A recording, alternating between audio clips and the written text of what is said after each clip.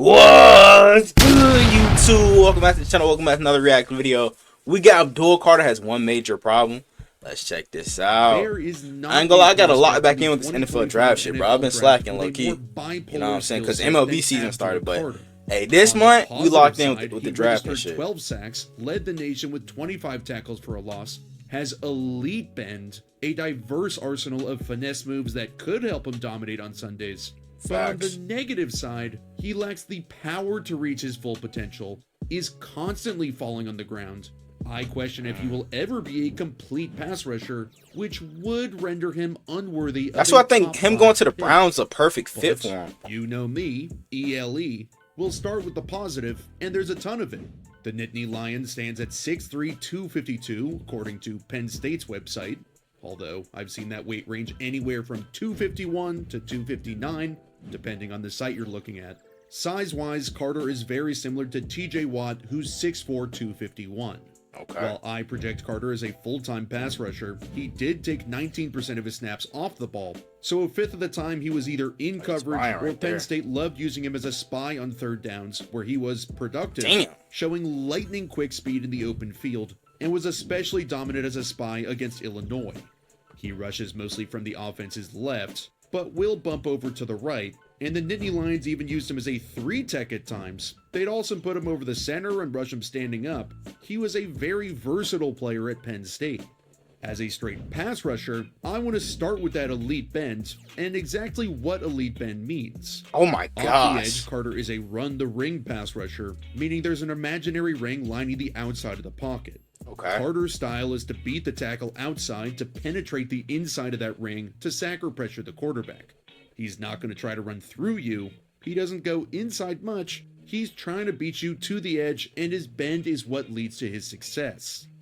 It usually comes into play around the edge, because the offensive tackle is going to try to push you outside of the ring, so Carter has to bend down to one side to create a smaller surface for Donovan Jackson's strike. But here's where it really matters. A stiff pass rusher without bend is going to get pushed outside of the ring. But because Carter is so bendy, he can withstand Jackson's punch, he can still penetrate the pocket, and make the quarterback move off his mark.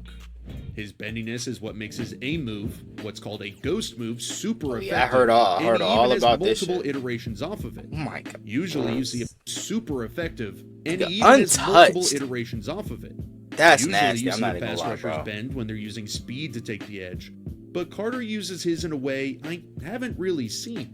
It's never just speed. He always like, what are you supposed to do against that, bro? The ghost move is using what looks like a power bull rush, where Carter would be running right at the tackle. So Mason Murphy has to stop his feet and brace himself for all of Carter's 251 pounds. But this is where the freaky part of Carter's game comes in. He doesn't bull rush Murphy, and look at how he shrinks the surface area he can be hit and bends around practically untouched. There's just no answer for that, bro, unless you got help. You know what I'm saying? Off of his ghost move too, so it's not just the same every time. Check this 2-play example where he uses the same exact move as the USC. Bro, he reminds me so much of Micah Parsons, bro. Like, even the way he just stands up like that, bro, it just reminds me of Micah. Bird is taking tiny little kick steps because Carter's coming right at him. But on the other side, PJ's taking massive steps to cut off Danny Dennis Sutton, who's threatening more of this edge with speed. You can also see the difference between Carter and Dennis Sutton's bend, no disrespect to the latter, but there's a giant difference in bendability, which is a major reason why Carter's projected as a top 5 draft pick. Then on the very next play, he hits almost the same move, but with a slight variation. Yeah, he was destroying a little further and is now ready for some form of the ghost. Carter still ghosts him again, but now like, they could not block him for shit because he's more prepared since he just saw the same move a play ago. Carter adds on a swipe move to knock away the hands, then a rip move to break Bird's contact, and finishes with a pressure. Another huge part of his game is how smart he is. There are many different examples of him reading formations, tendencies, splits of the offensive line or receivers, and making plays thanks to his smarts instead of his physicality. There's an old adage that Y off will lead you to the ball, and Carter does his homework. Here he sees tight end Cade Eldridge off the ball, meaning behind the line of scrimmage, so Carter's going to follow him. USC is running GY counter with the G guard and Eldridge pulling, and Eldridge's job is to wrap through the line of scrimmage to block Carter, but he's too fast and swipes him away.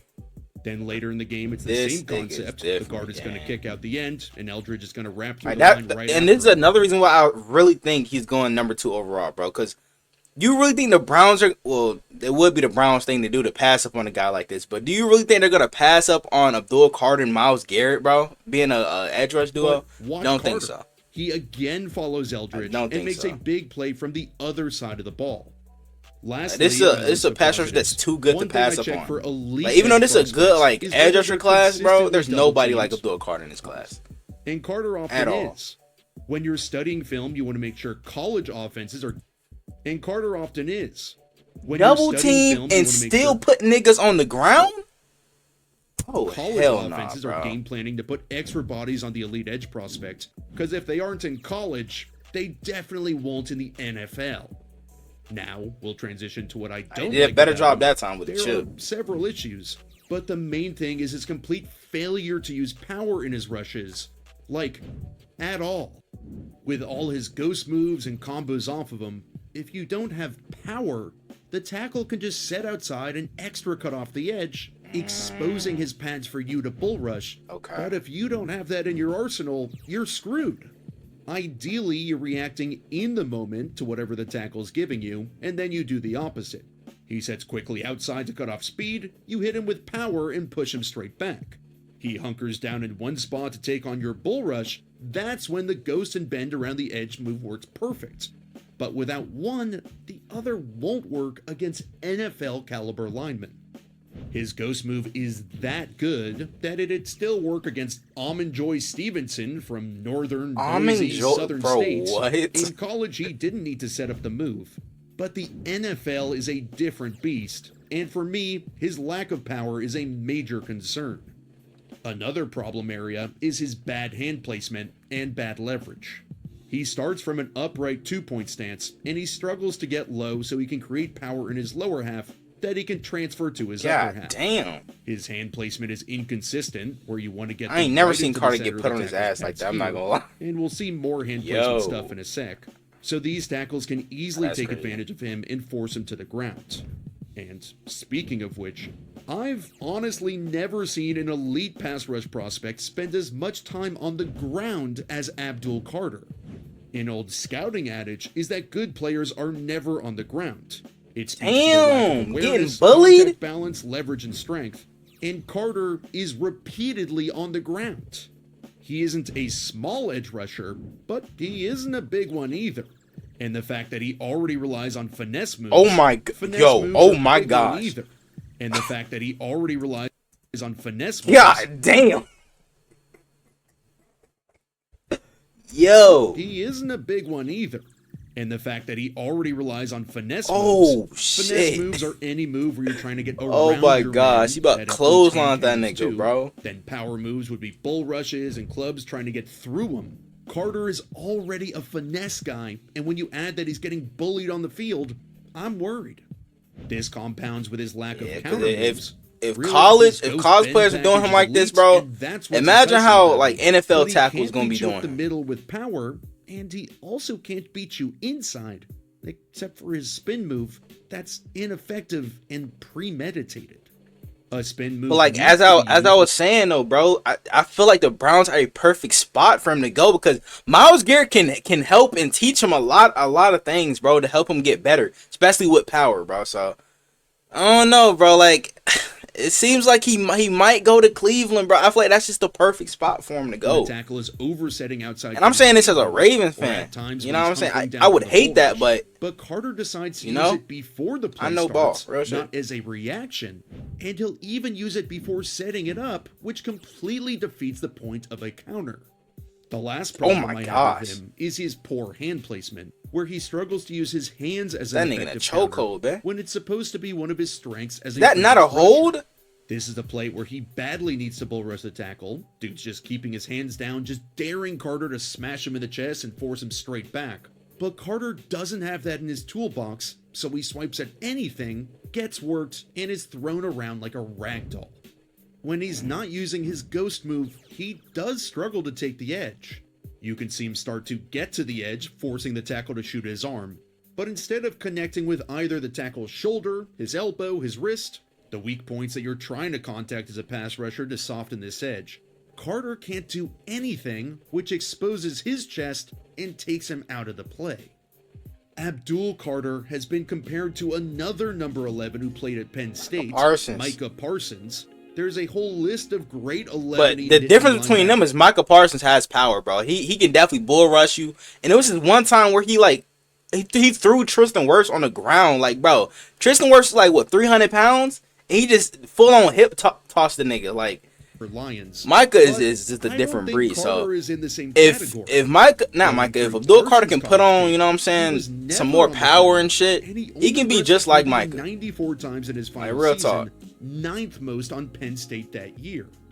Parsons was much more of a projection because of his pass rushing inexperience, so you could say the same about Carter. He's elite in ways, but he still needs to learn. And this was Abdul Carter's first full season starting on the edge and stuff, like being a full-time pass rusher. But I struggle to believe that he'll gain a ton of power in the NFL and will learn a bull rush off the bat, especially at a relatively smaller height and weight. There have been extremely successful NFL players at his size who were way less productive in college. That boy TJ. So it's not crazy, but if I'm taking him 2 or 3 overall, it's just hard to justify that based on how I have him graded. He does have elite parts of his game, and when you watch his best plays, he jumps off the tape. Abdul Carter has great tools, just not all the tools you'd like to see. If he develops and creates power, his ghost move will become all time. Hey, man. I just feel like, bro, if he goes to Cleveland and is able to learn a thing or two, like behind Myles Garrett, well, not behind him, but you know what I'm saying, helping him teach a few things and stuff like that, it could be scary hours, bro. I'm not gonna lie, cause I fuck with Abdul Carter. You know, but he needs more than just to use his finesse. You know what I'm saying? He needs more power to bulldoze through tackles and stuff like that. But I still think he's going number 2 overall. Like, I'm gonna keep it a buck. Like, he's just so good of a prospect to pass up on. But I wanna know what you guys think down in the comments below. Y'all let me know what other NFL videos you want to react to. Without further ado, I'm out. Yeah! I'ma make them feel me, make them people with they child me. And if you don't know me, I'ma make sure that you know me. I hate to say it, but I really think I'm broke. But I know I'm chosen, I really know I'm chosen. I know I'm chosen. I was just lost a year ago, but now I'm focused. When good at sports, this microphone can be my trophy. Not taking drugs, I found a better way of coping.